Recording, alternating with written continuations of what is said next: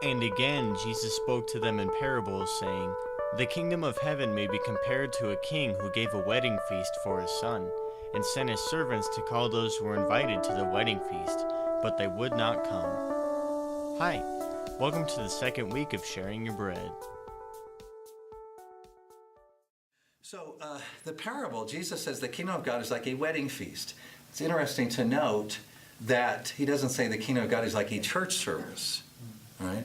And so the invitation that we often make to people is, hey, would you like to come to my church?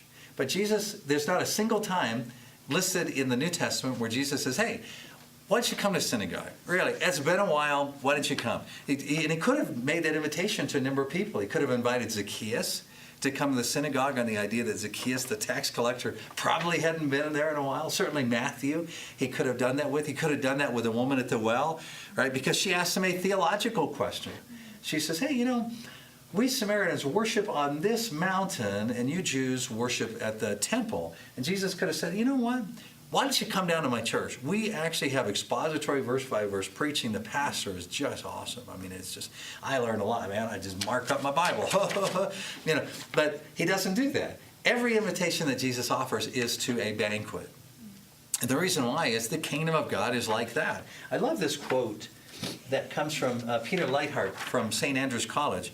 He says, especially in Jesus' teaching, the renewed and fulfilled creation that is the kingdom of God takes the specific form of a feast. Jesus uses the imagery of a feast more often than any other as a way of explaining what the kingdom of God is like and helping people to experience it.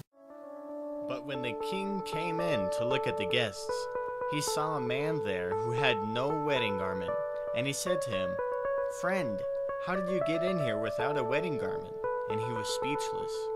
Then the king said to his attendants, "Bind him hand and foot, and cast him into the outer darkness. In that place there will be weeping and gnashing of teeth. For many are called, but few are chosen."